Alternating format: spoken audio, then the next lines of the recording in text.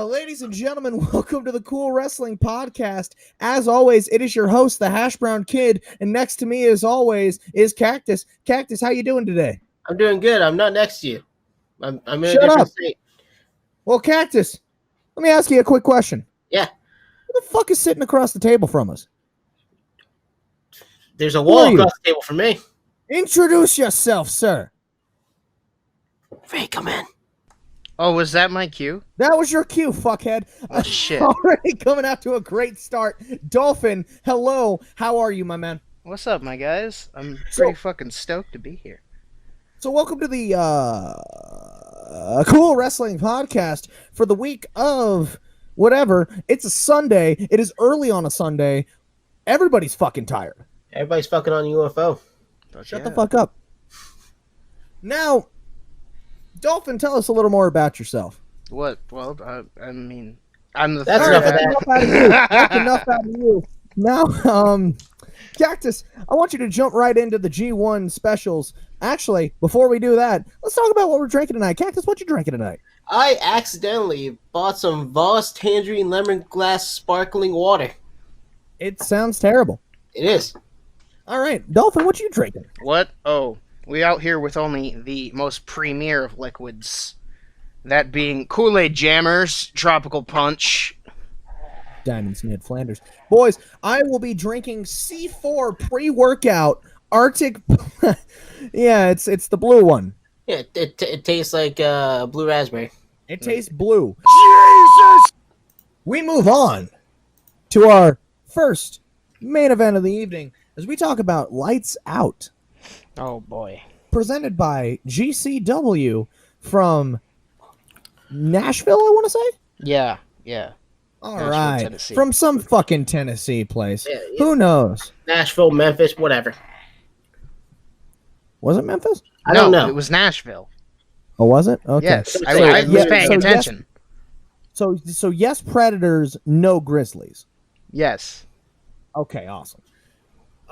Boys, we started off this show with Kyle the fucking Beast, taking on relative unknown Blake Christian in what was a very, very solid opener, as one would expect from Kyle the Beast taking on a smaller individual. Yes, it was a very good match. One of the spots I remember was them using the gimmicked stanchion to hold up the fucking arena. Oh, yeah. Yes, that one. Blake goes head first into the support beam. Oh, that's definitely a gimmick support beam. I would hope for the safety of everyone in that building that support beam was not gimmicked. Yeah, they mentioned on commentary that it was not gimmicked, and I don't believe them. You know what was gimmicked, though? The air ducts. As Blake Christian went face first into some air ducts. Jesus Christ. Oh, yeah, I remember that spot. It actually happened rather early on, too, so it just hit you out of nowhere. It was right. a really interesting spot. I didn't actually know what happened at first, and then I realized how close the ring was to the air ducts on the roof. It was a very low-hanging roof in the venue, and it was very interesting the rest of the night seeing people trying to maneuver around it. Yeah, it really made it for like the weirdest high-flying yet non-high-flying event possible. Yeah, and I think I do have here in my notes. Oh, yes, the garlic knot stunner. Now that was a spot. I believe Blake Christian's had his legs were tied up. He was sitting crisscross applesauce. Yes, looking somewhat like a pretzel, or in this case, I suppose, a garlic knot, and managed to bounce off of, I believe, the bottom rope, possibly the middle rope, and hit a stunner on KTB, which I rightfully marked out for. Yes, he was stuck in that position because you cannot uncross your legs. No, you can't. It's a rule. He couldn't. God, Paradise Lock's kind of stupid, isn't it? Yeah, well, that wasn't a Paradise Lock. That was just him fucking sitting fucking... No, because it started off as kind of like a weird Paradise Lock, but then he got his arms free, and then he just kind of sat crisscross applesauce for a while. And yes, I'm going to call it crisscross applesauce because I'm a fucking third grader. Yes. Oh, that reminds me of one of my favorite spots from the G1 that I didn't mention, is that Will Ospreay actually got out of the Paradise Lock, and the trick to getting out of the Paradise Lock is to just get out of it. Yeah, I mean that's what makes the move so fucking stupid, right? Like it's just move, like just get out of it. Like you can literally just move a little bit and you're out of it. He just legit freed himself, and that's how he got out of it. I don't know, but what I do know is that do we have any other notes on this match? I don't. No, I don't think so. Nobody else wants to bring up anything? All right, cool. So the match ends with a Cannonball Springboard 450 from Blake Christian for the 1-2-3. Cactus and Dolphin, what do you rate this match? I rated a 86%. I'll be honest here. I think this is one of the matches where I lost the rating. So going off the top of my head from what I remember, I'm gonna give it 78. And I gave it an 83, perfectly rounding us out. Mm. Up next, we had the sleeper hit of the night as the Carnies took on the Rejects, taking on Violence is Forever, formerly known as SadConf. This match was fucking awesome. It was amazing. Would you like to remember the names of the people? Please tell me the names. Violence is Forever consists of Dominic Guarini and Kevin Koo. The Rejects consists of Reed Bentley and John Wayne Murdoch. And the Carnies, this time, consisted of Nick Iggy and Carrie Awful. Carrie Awful, of course, retweeting us on Twitter. A lot of people retweeted us. Yeah, I just like when wrestlers do it. Shout out to Carrie Awful. I want to know the meaning behind the 6 chant. There's 6 guys in the ring. Well, no, because, like, Nick Iggy kept leading the 6 chant. Is that a play on the perfect 10? Is Nick Iggy a 6? Oh, no, wait, never mind. I fucking solved it in my own head because I have a brain. They chanted 6 3 times before stopping. It's Satan. 666, the number of the beast. Kyle the Beast. Yeah, if you want to call Kyle the Beast, just dial 666 on your telephone. Violence is Forever came out to Zombie by the Cranberries, which led Joey Janela to sing it like a fucking retard. Yes.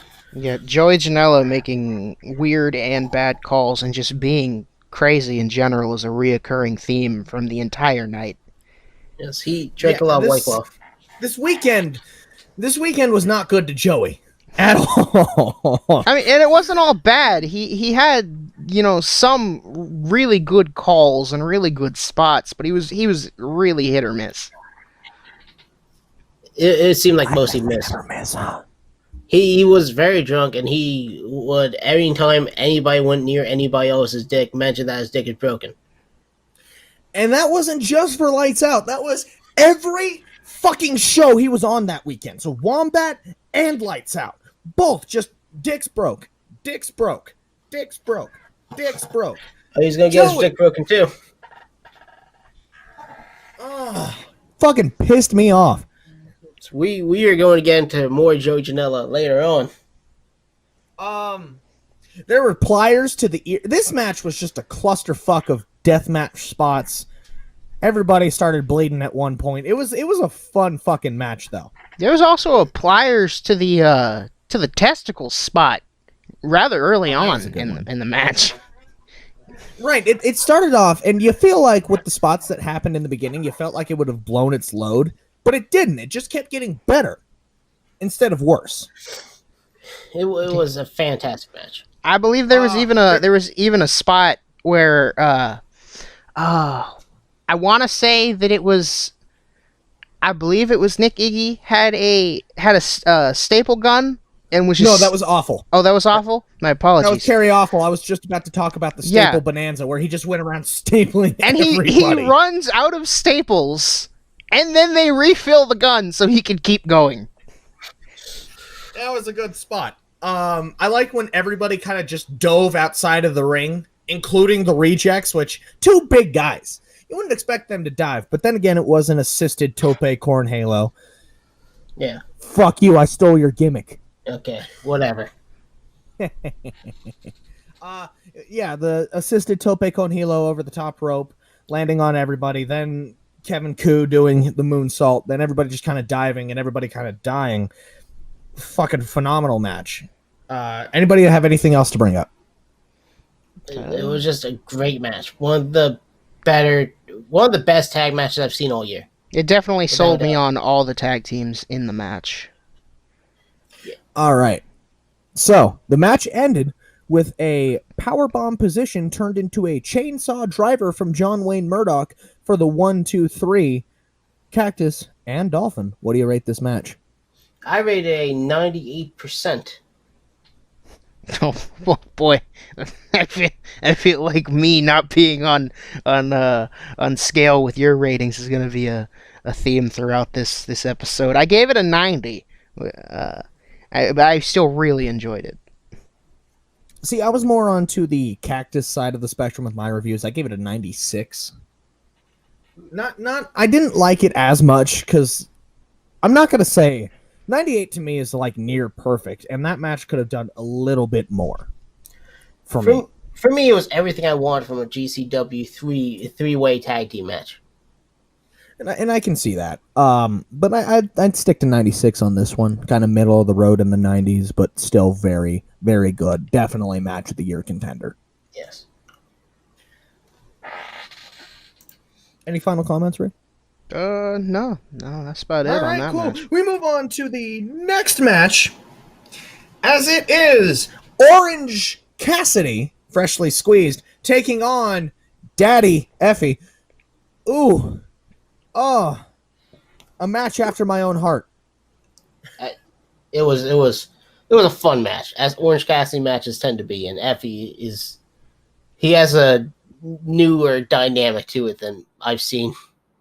Effie has definitely been growing on me this entire year. I mean, I could put him on Breakout Star of the Year just because I didn't really know about him until this year with the clusterfuck match where he took a naked moonsault from Sexy Eddie. That was just a very, very interesting match. But Effie just keeps getting better and better to me. I say to put him on Breakout Star of the Year. I don't know about you two gents, but what I do know is that immediately before the match started, we got a both these guys chant. Yeah, well deserved is too well deserved. That's some presence right there. Effie, known for his flamboyant antics, bit Orange Cassidy's titty. The one spot I marked really hard for is the spot we've seen so many times where Orange Cassidy refuses to take his hands out of his pockets, so his opponent forces his hands out of his pockets. Effie, in turn, also put his hand into Orange Cassidy's pockets. Sexy. It was insane. You don't do that. You don't put your hands in another man's pockets. Yeah. Well, if you're Effie, you do. Orange Cassidy was stunned. But he still wiggled out. Yeah. Was this the match where Orange Cassidy screamed? Yes, this was. Ah. Yeah. Oh yeah. Oh God. So they were doing the slap fest, and you guys know how the slap fest goes, right? Boo, yeah, that shit, right? So Orange Cassidy was getting his shit in, throwing his devastating, chest imploding slaps before laying out just and just slapping the shit out of Effie. Effie, I didn't know how Effie survived those slaps, honestly. I thought his chest caved in. Looking like Kofi Kingston over there. Damn. Well, it looks like Dolphin's not as on board with my jokes as Cactus is. I'm not sure the next time we're going to see Effie. He might actually have had to go to the hospital. Well, anybody got anything else to bring up in this match? Oh my God, yes. There was a spot towards the end of the match where Orange Cassidy goes to the corner and gets a nice mouthful of OJ, some nice orange juice, and And then Effie grabs him and just locks lips with him. And then after the kiss, Effie spits the orange juice back at Orange Cassidy. It was amazing to see a spit swap with orange juice. That I believe did that lead to the finish? I believe so. That did lead into the finish, which was a series of roll-ups, which led to Effie hooking the leg in deep for the 1-2-3. Cactus and Ray, what do you rate this sexy, sexy match? I rated this sexy, sexy match a very sexy 88%. Oh man. My rating was more of a meme than how I felt about the match. Looking back, I gave this match a 69. Well, gentlemen, that doesn't matter about Ray's rating because we're going to ring the fucking bell because I also rated it an 88%. Woo! Go ahead. Okay. Now, before we move on, I would like to point out the post-match antics where Effie asked Orange Cassidy out for some coffee. You were the best opponent I've ever had. And now that we've gotten this match out of the way, you want to get some coffee or something? So at the end of the day, Orange Cassidy saunters over, grabs Effie's hand, and leaves. Post-match segment gets 100% from me as love wins. We move on to the next match. I just want to stop by saying that I've seen a picture on Twitter of Effie with Logan Stuntz, so I'm pretty sure the Orange Cassidy date didn't go very well. Or it went extremely well, and Effie's just polyamorous, which we're okay with. Or that just might be their child. They might have already adopted a child. Oh, Jesus. All right, we move on to the next match as Mr. All Night Long, Rich Swann, takes on the man from the sweetest place in the country, despite being the biggest dick, Tony Deppen. Is he the man with the biggest dick or just the biggest dick? He's just the biggest dick from Hershey, Pennsylvania. Okay. We haven't found out about the first one yet, though. No, we do know. Everybody from Hershey, Pennsylvania has a little penis. Ah, damn. That's just the Hershey kisses are actually modeled after might as well just say fuck you, Hershey, Pennsylvania. The Cool Podcast doesn't much care for you. We declare war on Hershey, Pennsylvania. We want all the smoke and the chocolate. Mainly the chocolate. If we could get some Hershey's chocolate syrup, we're all forgiven. And like some milk, because I could go for some chocolate milk right now. We left off the last match with a kiss, and now we're getting some Hershey's. Was that a Hershey's Kiss joke? Yes. Fucking kill yourself, my dude. Okay. Fair enough. So, Tony Deppen just kind of disappeared in the match, only to reappear with one of those shareable scooters. Oh, my Lord.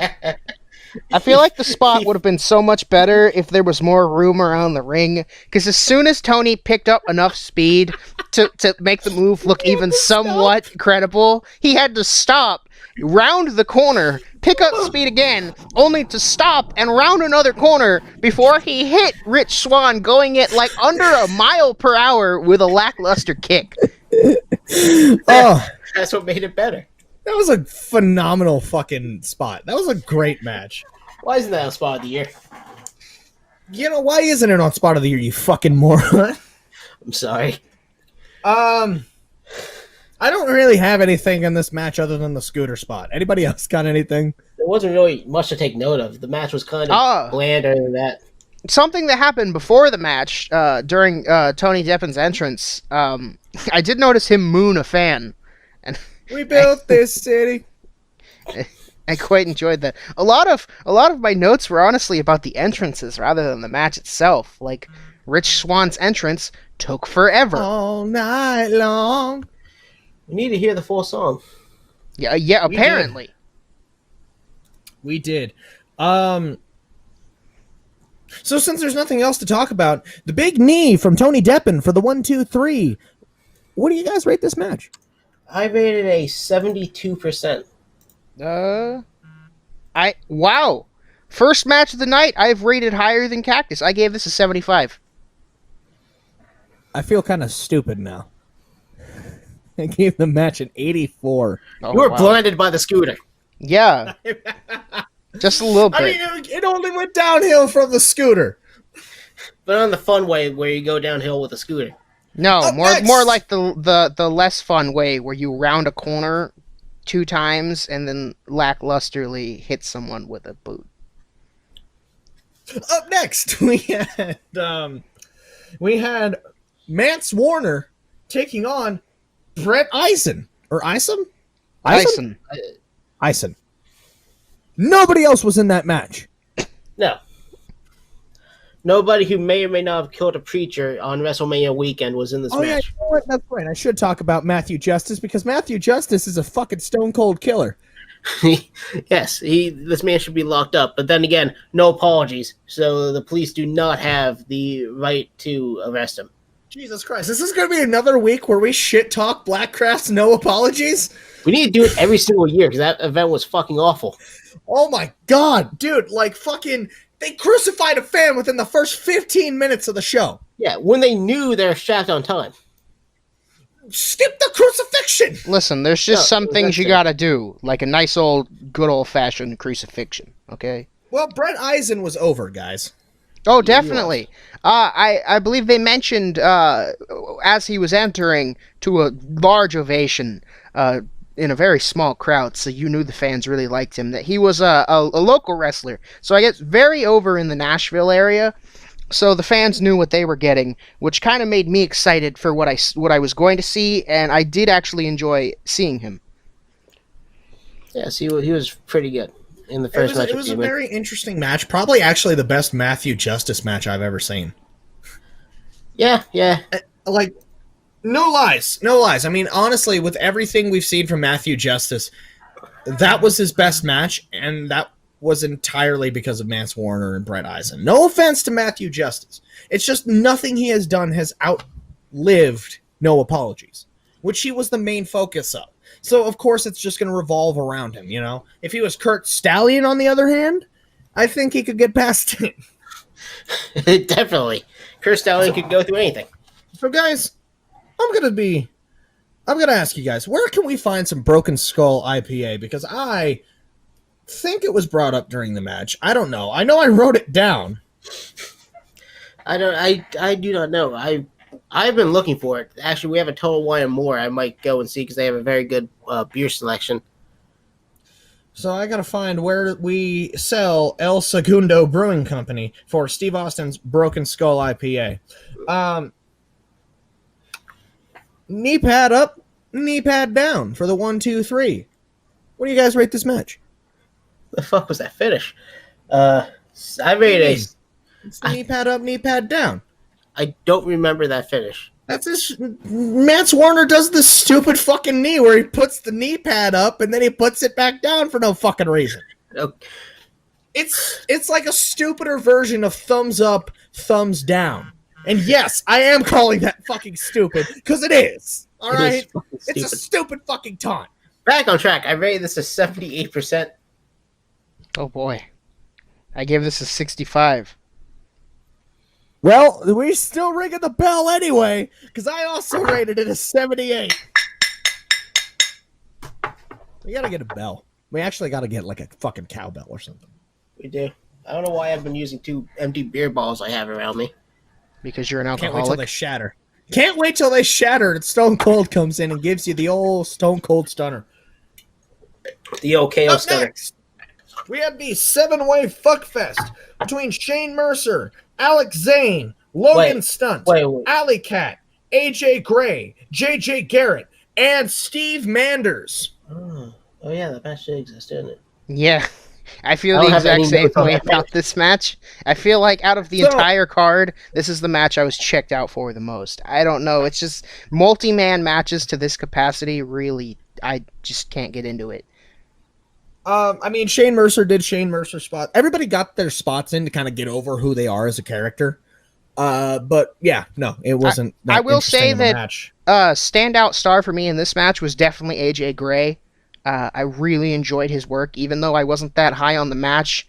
I was high on him as a performer. I really enjoyed what he did. Yeah, AJ Gray he was definitely the breakout star of this match.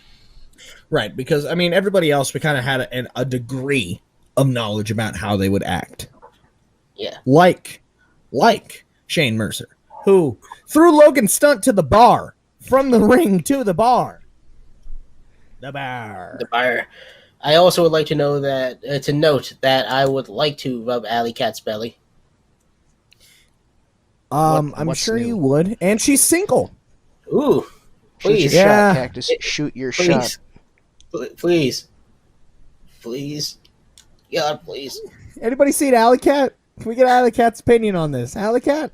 Alley Cat, please. I'm very lonely. All I have is a cat. Shane Mercer hits a move for the 1-2-3. I don't remember it. All I remember is that I called it the Iron Pin for the 1-2-3. Gentlemen, what do you rate this match? Well, I say I took no notes on this match. I'm fucking 100% serious because my notes got fucking destroyed, and I forgot this match existed, so I do not have a rating. Well, all right, Ray, you have a rating? Well, my baseline is around a 50. Your average match that wasn't bad or wasn't good is a 50. I gave this a 60 because, well, it wasn't a bad match. I just didn't think it was super good, so I gave it just a bit above average. I rated it a 77. Wow. Jimmy Lloyd took on Marcus Crane in the lamest fucking death match I have seen all year. Yeah, you want a different boy! Oh my god. Jimmy Lloyd! There was a match on the card earlier that wasn't even advertised as a death match. That was more hardcore than this match. Ooh. I don't know what sea turtledom means, but I know I have it down in my notes. He put out some orange light so he can lay his eggs. I guess. Any notes anybody has is welcome, because I don't have shit. This match was notably short. Yeah, this was it, like 4 spots? Yeah, I've seen fucking... Like, any Undertaker match could have, like, 8 of these matches. Any Undertaker entrance could have, like, 8 of these matches in it. Yeah. And probably still have time. It's probably, like, the most lackluster death match I think I have ever seen. Yeah. Some gusset plates showed up, which was always fun. Any notes? Anybody? Or is it just that this I match specifically was short, remember so really having to Google what gusset plates were in the middle of the match. That was interesting. They're big in Japan. Apparently. All right, so we're gonna go to fucking whatever Jimmy Lloyd's finish was, I believe, was done onto the gusset plate board known as the Alpha board for the 1-2-3. Gentlemen, what do you rate this match? I rated a 49%. 45. That is what 36. Oh, wow. Wow. I love Jimmy Lloyd, and I love his death matches. I've seen this man take scissors through the fucking arm.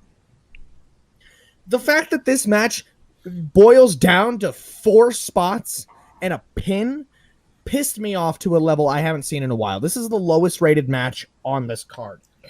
I did not like this match. I did not like how they used the match. Honestly, it felt like it was cut for time for the next match. Because we all know who's in the next fucking match. So we're talking about Joey Janela before. But we're going to get to that in just a few seconds because the man himself comes around as Tracy Smothers takes on teenage dirtbag Spider Nate Webb. I would call him tied with my favorite Webb in wrestling, but like only slightly lesser so than white trash Johnny Webb. Yeah. Nate Webb has yet to have a karate gimmick. That's the tiebreaker. Yeah, white trash Johnny Webb and his stupid fucking black belt gimmick. That was the fucking worst. Oh my god. So Teenage Dirtbag was going off. Then Tracy Smothers comes out.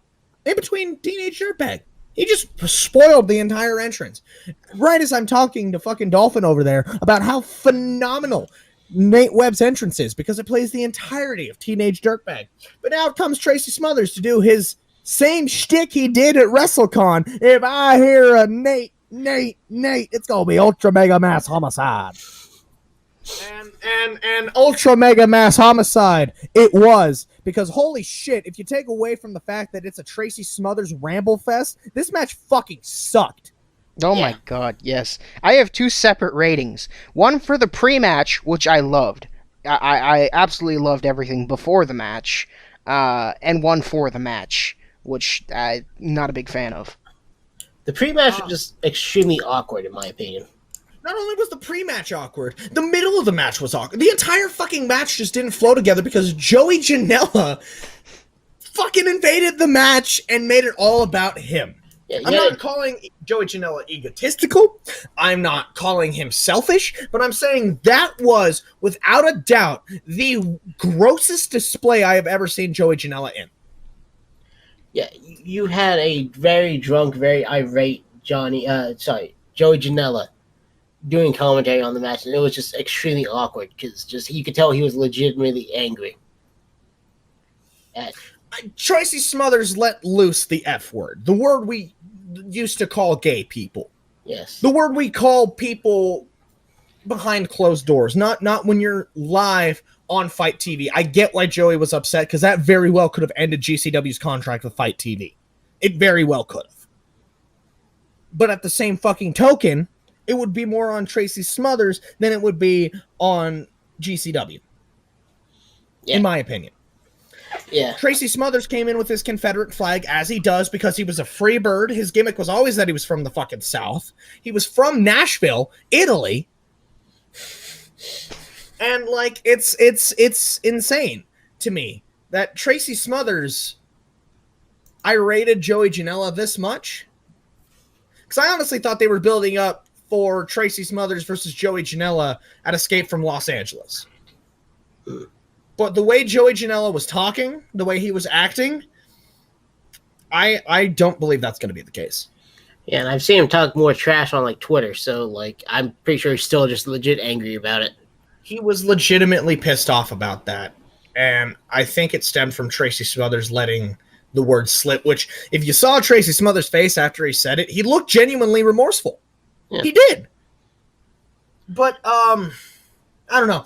As far as this match is concerned, with Joey Janela's interference and everything that happened, this match ended gracefully with a crucifix for the 1, 2, 3. Gentlemen, what do you rate this match? I rated a 32%. Oh, wow. I gave it 50, but that was kind of meshing together the whole pre-match antics, which I enjoyed, and the match, which I didn't, which just gave it a baseline of a 50.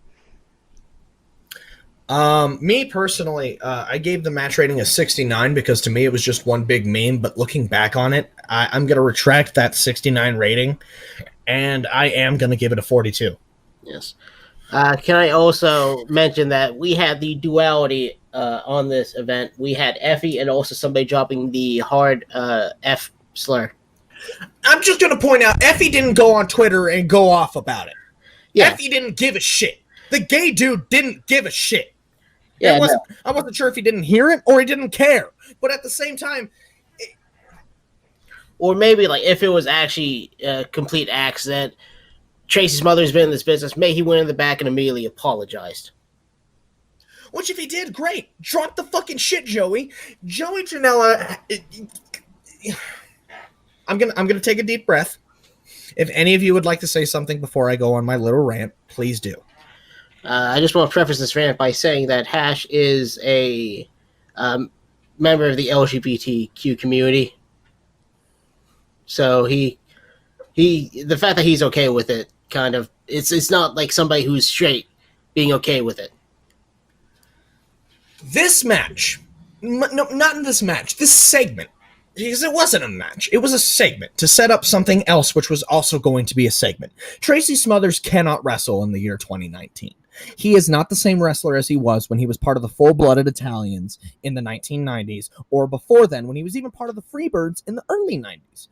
This man went on there and he was doing his heel shtick. He let something loose in a town that he thought would receive it a little bit better than New York, because he didn't do this in New York. He didn't. He knew New York was going to be like this. I feel like he knew it was the South. It might have been a little more comfortable with the word. Joey Janela is not from the South. Joey Janela is from the North. And people from the North like to believe that they're the saviors of everybody. I didn't ask for Joey Janela to get upset. over that word. I didn't get upset over that word because it is a word. I am an adult. I do not get hurt by words. I get hurt by actions. And Tracy Smothers had no actions. As I said, after he said it, he looked genuinely remorseful. Now, to sit here and tell everybody that you hate Tracy Smothers for this, that you hate him because he brought out the flag, because he has the flag on his thing, because he said that word, that doesn't make me like you more. That doesn't make anybody like you more. After your actions for the past couple of weeks of calling people out and getting your shit pushed in, I think you're a little pissed. I think you're a pussy. I honestly feel that your star has dimmed. You are no longer the same Joey Janela that could do no wrong last year. You are signed to a contract. You are different now. After you sign that contract, you are insufferable and you are garbage. Joey Janela, I hope you die. Wow. So we had Nick Cage taking on Marco Stunt. Yeah, moving on, the main event. Marco got fucking killed, man. Like, yeah. I I don't know if anyone expected anything else, because I for sure didn't expect Marco to get any shit in. Oh, man. Fuck Dewey Donovan, by the way. He didn't show up. No. Yeah, just Marco got ragdolled a lot. Yeah. Right in front of Mama Stunt and Papa Stunt. Nick Gage getting on the mic in the match. I'm going to kill your son. Classic Nick Gage. Nick Gage wins with the choke driver for the 1-2-3. Gentlemen, what do you rate this match? I rate a 77%. Oh, man. I rated it a 78. 55. Ray, what did you rate? Why are you so angry? It's not that I'm angry, okay? I just need time to work out my ratings. Suck, man. No, okay. Are you saying this wasn't more than a slightly above average match? This was your standard Nick Gage affair, yes. But Marco doing his sell job and Marco getting in his little bit of offense. I mean, it's a Marco Stunt match with Nick Gage thrown in there. It was exactly what I expected. Plus, I was happy with it. I was happy with what it was exactly what I expected. Therefore, it got a 55, a little bit above average.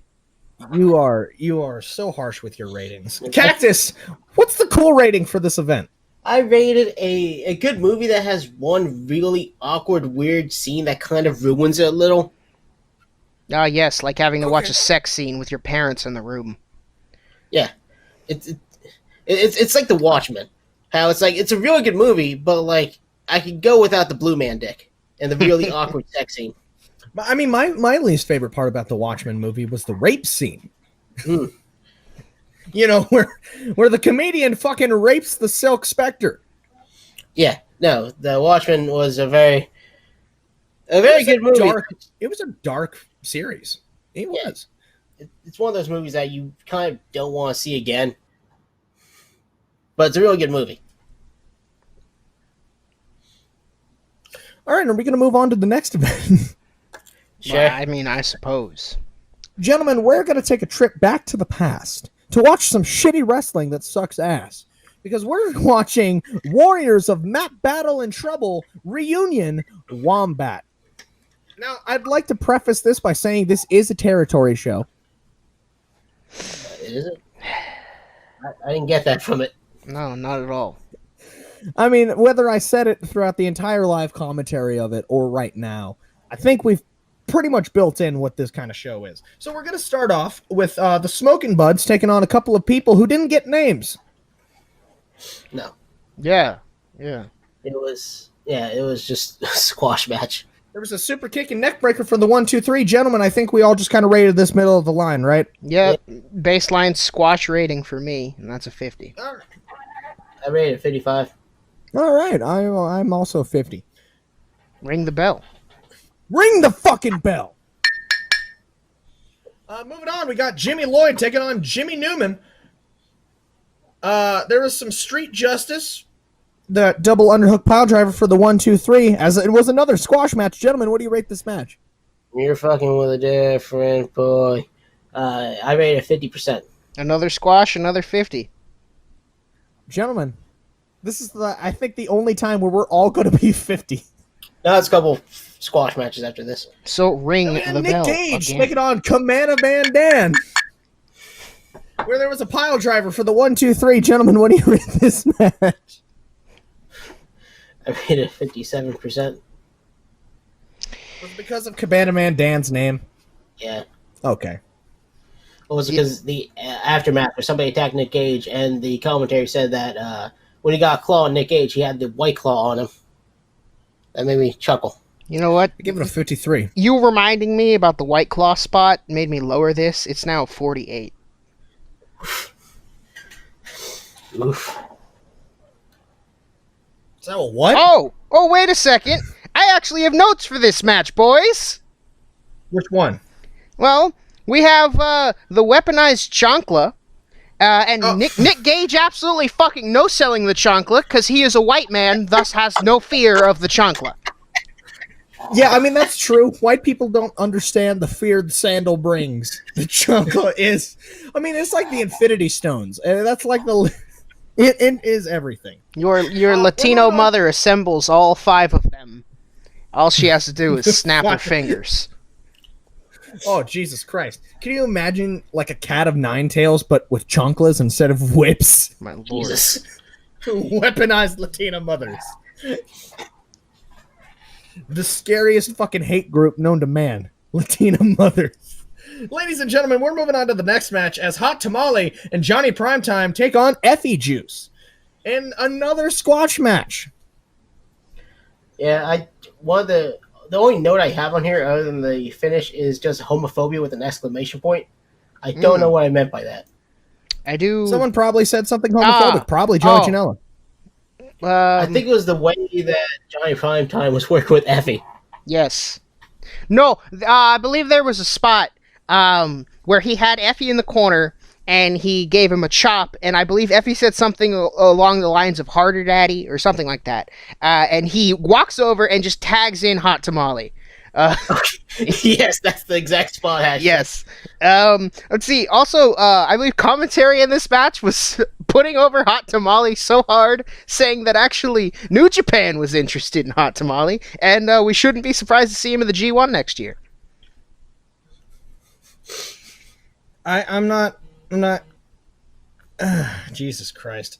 Yeah, I rated this match a fucking 54. What did y'all rate this? I gave it 58. Yeah, this is a 50 for me, boss. All right. Up next, we had DJ Arp taking on Austin Wright for the Mississippi River title. Boys, Romeo, Echo, Echo, Echo, Echo, Echo, Echo, Echo, Echo. Yeah, DJ ARP was just the Shield. Yeah. And as I mentioned while watching it, that's what ARP stands for. Ambrose Mullins Prains. Prains. Yeah. Prains. Proman Prains. The P is silent. Yeah. Yeah. Yeah, that's why we say it like that. I had nothing for this fucking match. I do have something. Commentary actually put over the Mississippi River more than either of the 2 men in this match. Look, the Mississippi River, the mighty Mississippi. It's great. The Mississippi River. Oh, yeah, go ahead. Austin Wright came out to "I'm the best," which I popped for. There was a low blow for the 1, 2, 3 guys. What'd you rate this match? I paid it a 60, mostly because I'm the best. Yeah, I gave this a 65 because I love me some Mississippi River. And we got a Well, lot of boys. the Mississippi. I gave this match a 43.4%. And One you say would call I'm it- the one who's giving low ratings. Okay. But see, it's the Shield. Get Yes. it? It's the 4-3-4 reference. Bringing back that old rivalry. Choose to be different. Hold on, I just want to bring back that meme up real quick. Fucking 4-3-4. Hey guys, in a crowd of normal people, choose to be different. Watch New Japan instead of WWE because at the time, New Japan was like the biggest smart promotion in the country. Now it's AEW.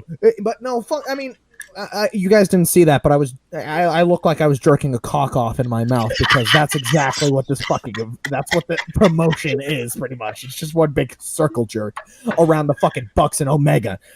Average to good at best. Oh, God. Yeah, no, fuck the 4-3-4.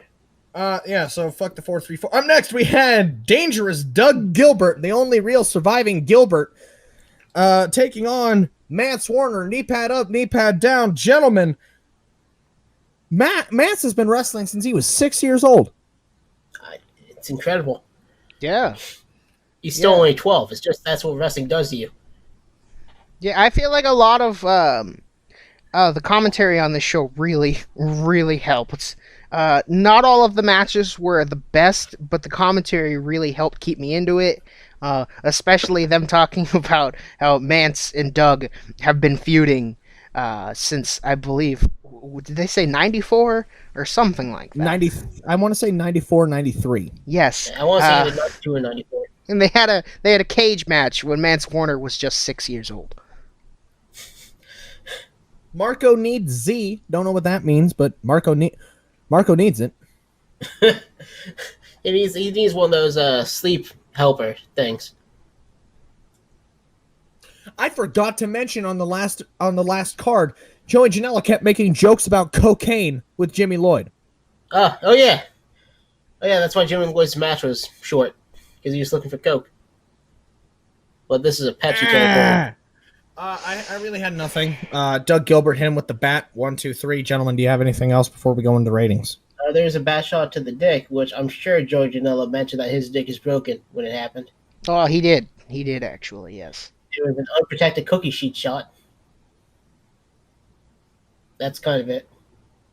All right, what do we go into ratings? I rated a 57%. 60.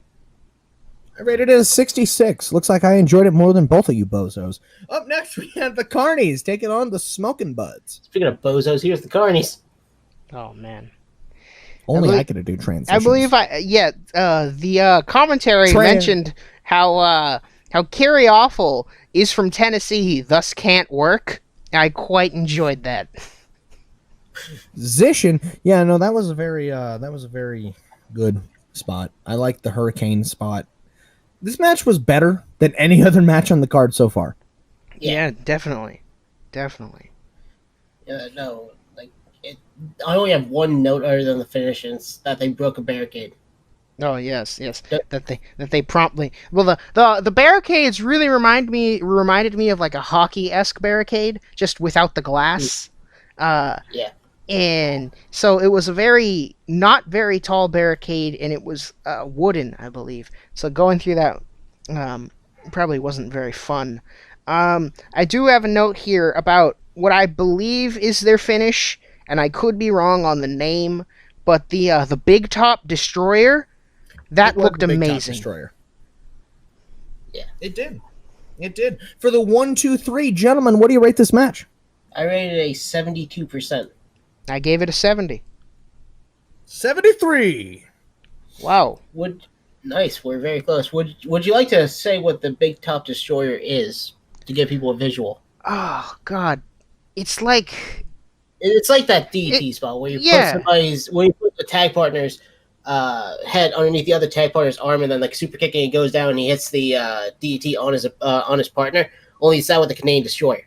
Yeah, it was like you put the two tag team members in a Canadian Destroyer position and force them to flip over, so one partner does it onto the other partner. You explained it way better than I could, but it was still just a crazy move that I up to this point I hadn't seen it before. So it was I really enjoyed seeing it.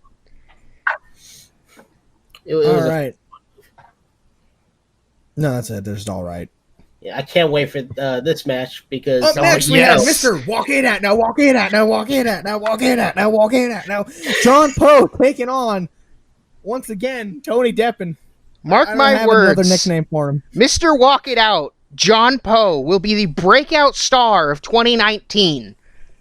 He walked out, and he also likes Steal My Sunshine by Len. I don't have any notes for this match. That's basically what I already know, is that John Poe likes Steal My Sunshine by Len. Well, my only note was remember the 619 joke. So I believe there was a 619 in this match. Yeah. Yeah, that's right. We all called it something different. We have Ray. What do you call the 619? Well, I call it a 619 because that's what it is. Cactus, what do you call it? It's a Swiss 19 because Cesaro innovated it. And me, the gross elitist, I call it the Tiger Feint Kick. Yeah, is fucking New Japan your favorite indie promotion too? New Japan isn't an indie promotion. But you know what is my favorite indie promotion? Pro Wrestling Noah. I was making a joke because Smarks act like that's an indie promotion. Yes, they do, and it's stupid. Yeah. You know what's a real independent promotion? Pro Wrestling 01 USA. That independent show fucking sucks. You know what's a real wrestling promotion? Blackcraft Wrestling. Let's talk some more about No Apologies. Let's not. Broken Dick roll-up for the 1-2-3. Gentlemen, what do you rate Mr. Walk It Out versus Tony Deppen? Do not forget that Deppen's feet were on the ropes, giving him an unfair advantage with that pin. Okay, but yeah, Broken Dick roll-up. 1-2-3. What do you rate the match? I rated it at 78%. What do you want from me? I gave it a 55. I'm going to split you all right down the middle with a 68. I gave Mr. Walk It Out a lot of leeway. Yes. Up next, we had the Rejects taking on Effie Juice. Now, gentlemen, this is the first distinction we've really had because we didn't watch these matches together. At least Ray didn't. With Cactus and I feel like we're going to kind of be a little bit closer in the ratings, but Ray watched this entirely secluded in himself. Yes. Because we crammed this show yesterday to try and get the podcast out this week because we have a fucking huge week planned out next week. Yeah, we actually have a show to watch after this podcast. We do. So shout out to Beyond Wrestling and American Rana 19. But we're moving back on as the Rejects take on Effie Juice. My husband would cook me, as Joey Janela would say. Yeah. Yeah, no. Juicy Jimmy kissed Reed Bentley. Yeah. And Reed Bentley didn't act gross about it either. He fucking acted like you should with wrestlers doing that, and you're not expecting it. Juicy Jimmy did it a lot, though. Almost to an uncomfortable level for me. Yeah, no, because to a point, it's sexual assault. So him kissing him made you uncomfortable, but what about the butt plug spot? Oh, you know, I liked the butt plug spot in the mouth and the elbow for the 1-2-3. Gentlemen, would you rate that match? We're not gonna skip over some of the things in this match, like the fucking butt plug spot and Pop Stunt refusing to acknowledge what a butt plug was. That was amazing. I enjoyed that. And Joey Janela talking about how Effie's fishnet, or should I say his aerodynamic karate pants, were really turning him on. That was interesting. We are also not going to skip over the titty sweat spot. Oh, that's gross. That spot fucking grossed me out. I got a thing with sweat. I don't like sweat. The only thing I remember is Juicy Jimmy yelling titty sweat. I don't remember what he did after. I think I blacked out. He put the finger in his mouth. Oh, this in the dude's mouth. That's it. That's the reason I got drunk last night. Yeah. For the 1-2-3, after the butt plug in the mouth and an elbow from Reed Bentley, Rejects take the win. Gentlemen, what do you rate the match? I gave it a 64%. I gave this a 55. Jesus Christ, I'm 74, guys. I mean, but I'm willing to raise it up 5 points to a 60 due to the post-match actions where Effie motorboated Juicy Jimmy and then they made out. So of course, love wins. Love one. Up next, we have my least favorite match of the night. Same. You mean you didn't enjoy GQ versus Grease Lightning? No, I did not enjoy Gentleman's Quarterly Magazine taking on the worst song from the musical Grease. Well, to be fair, the match wasn't super good, in my opinion. I don't know how Grease Lightning didn't know that GQ was standing by the entranceway. Oh, yeah. I honestly don't. as most of my my notes aren't about the match itself, and are just about things that happened. Like There was a horrible suplex. like GQ coming out to "Crying Like a Bitch" by Godsmack. Really? Yes. I didn't even register. I knew someone came out to fucking Godsmack. Yeah, I knew he I came heard out that to voice. "Crying Like a Bitch." When I told you one too many times that you were crying like a bitch. Yes, and let's see. Also, GQ being a devout Scientologist. Okay. Jesus Christ. So This was the least deserving Fight Forever chant I have ever seen.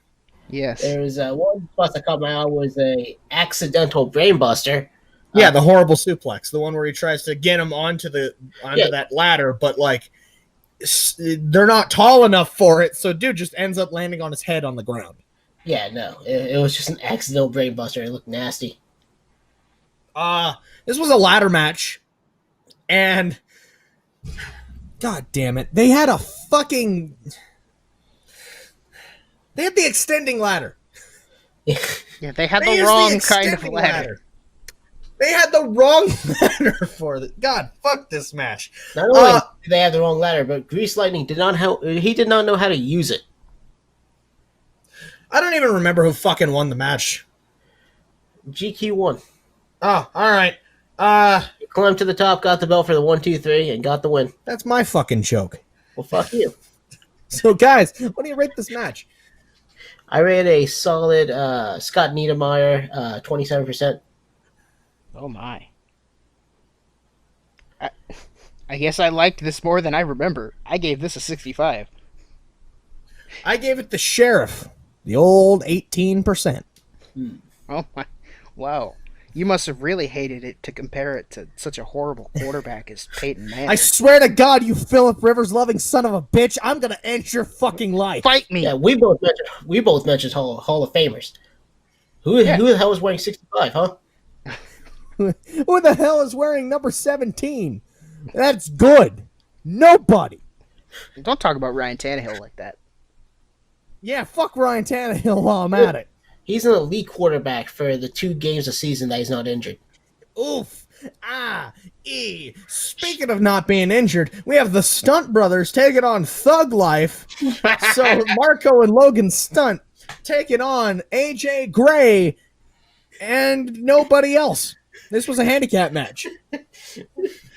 Fucking Psycho Medic, dude. No Psycho Medic. We gotta talk about Psycho Medic. Jesus Christ. I would have rather fucking Frogun show up. I want Frogun. GCW, sign Frogun. Like the body style and the way he was walking, and like even the way he had his attire, it was like just a miniature version of Bad Luck Fale. To me, it reminded me more of a guy who wanted to be Tech 9 but couldn't. Yeah, now that you mention that, I can see that. Yeah, no, I mean, he's just cosplaying as Tech 9. But he doesn't come out to any Tech 9 song as far as I remembered. The match sucked. There was no communication between Thug Life. Oh, God, you didn't like the tandem power slams? No. This match ended horribly after a lariat for the 1, 2, 3. Gentlemen, what do you rate this match? I gave it a 61%. I gave it a 55 because even though it wasn't super good, I still really enjoy AJ Gray, and the stunts. Different colors. Yes, Psychomatic couldn't drag it down too much for me. I gave it a 56. Shout out to AJ Green, by the way, for fucking breaking his foot or something. Yeah, good luck.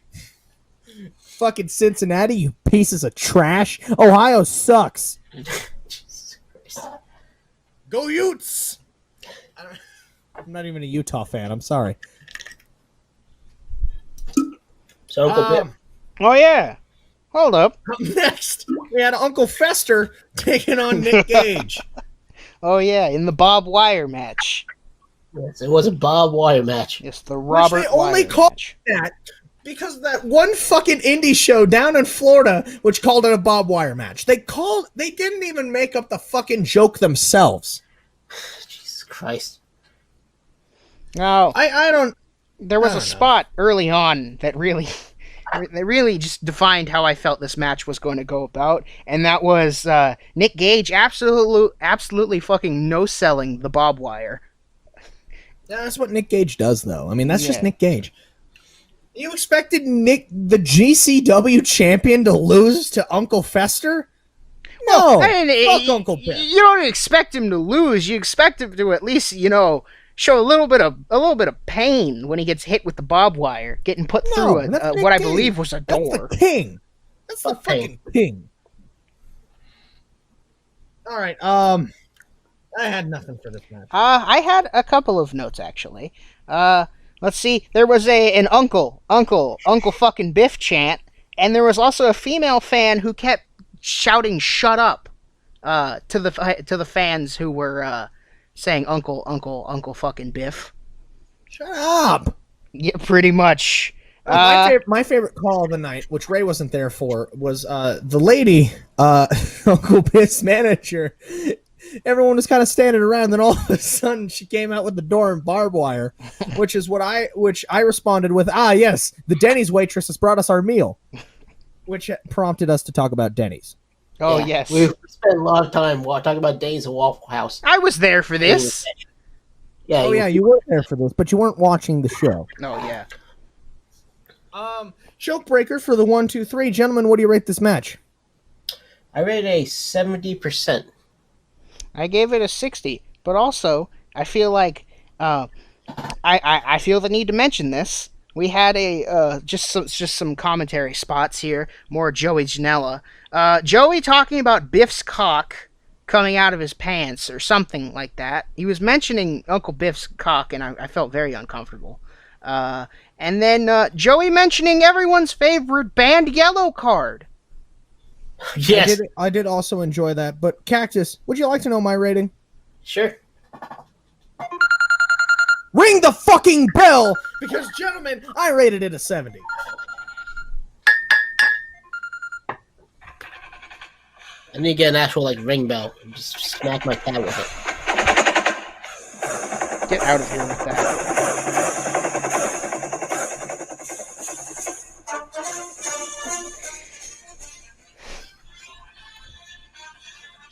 No one in that match was even from Oklahoma. No, just keep it going. Just keep this is the rest of the podcast. Go Sooners! This is the rest of the podcast, just that. Go Sooners!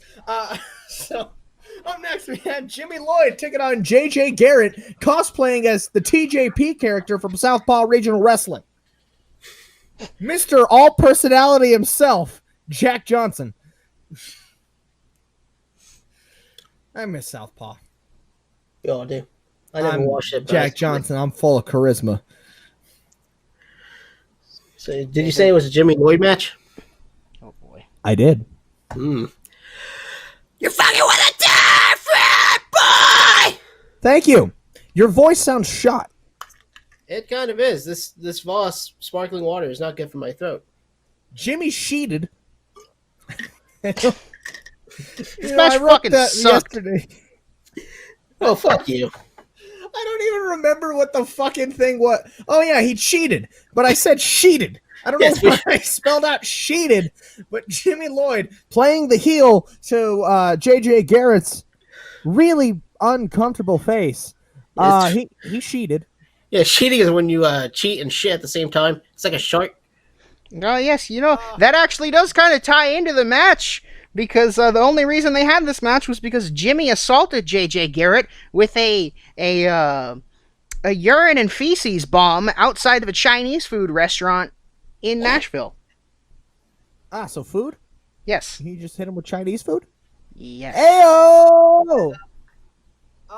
This match ended with the blind Nadian Destroyer for the 1, 2, 3. What do you rate this match? I rated an 86%. I really kind of enjoyed it. Oh my! I gave it a 45. Blindfold match really in did 2019 that you enjoyed? Are you fucking retarded? Do you not remember that fucking standoff spot where they're just slightly off? I do, but that doesn't mean I liked the match more. It was fine. It was the best match on the card. Race. What? Yeah. What? Oh. What match was better than this? All of them. this card wasn't very good match wise. Yeah. Yeah. That doesn't mean that this was the best match. Was better. Yes. I don't know. All right, so Ray, what do you rate this match? 45. Not a fan. I rated it 55. Up next, we had the main event as superstar Bill Dundee, who's been wrestling since the fucking 60s, versus Tony Deppen again. This match didn't happen. It was a roll-up for the 1, 2, 3, and that was it. Nobody makes Tony Deppen bleed. Oh, yeah, definitely. He bled his blood, 1, not 2. someone else's blood. So, what do you all rate this match? We also let's not skip over Bill Dundee's signature move, the Pete Dunne finger spot. Oh yeah, or commentary pointing out that Bill Dundee slept with the Invisible Man's daughter, who of course was of age at the time. Was that the incident? That was the incident, wasn't Possibly. it? Jesus Christ! Also, to the fucking fans that were trying to get over the fucking "he needs some milk" chant, first of all, pick a chant that is easy to chant. "He needs some milk" is not an easy chant. Yeah, especially when there's two of you trying to do it. Yeah, no, like Chuck Taylor is the best wrestler ever and is in much better shape than Tyler Black. At least the whole arena was doing that. This was two people. He needs some milk. He needs some milk. It wasn't even that. It was like, he needs some milk.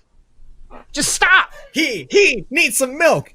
He needs milk. He needs milk. See, I can make fucking chants happen. Jesus fucking Christ. What do y'all rate this match? I rate it 53%. 55. Wow, I'm lower than all of you. I'm 45. Ooh.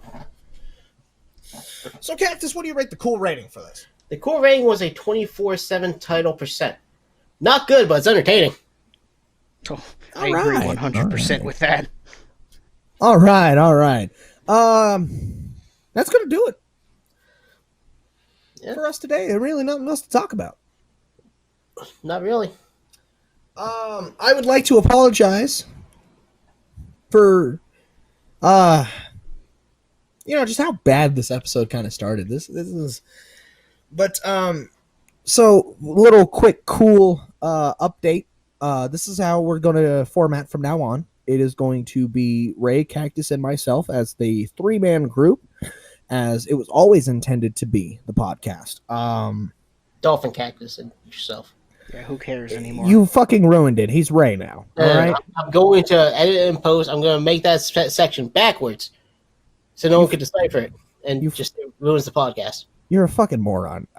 So next week we have big plans as we watch the AIW show from that happened on Thursday. GCW's Beg for Mercy and American Rana tonight. We're going to record that probably as soon as we can. We're going to figure out a good day to record that. Probably Saturday. We're going to do it probably before Ray goes to work. We're going to call next week Daisuke Sekimoto week because he's on all 3 cards. I'm a huge fan of Daisuke Sekimoto. Any parting words before we end the podcast tonight? He's sheated. Ray, would you like to say anything? Don't say the anti-gay F word. Ray, is there anything you'd like to add? No, I don't think I could. White Claw. I don't think I can compete with what's already been said. Shout out to White Claw. He's my shooter. Yeah, shout out to White Claw. So we're going to conclude this by, I don't know. Anybody got anything funny to say? When do we start saying funny stuff? I don't know. Please die, Joey Janela.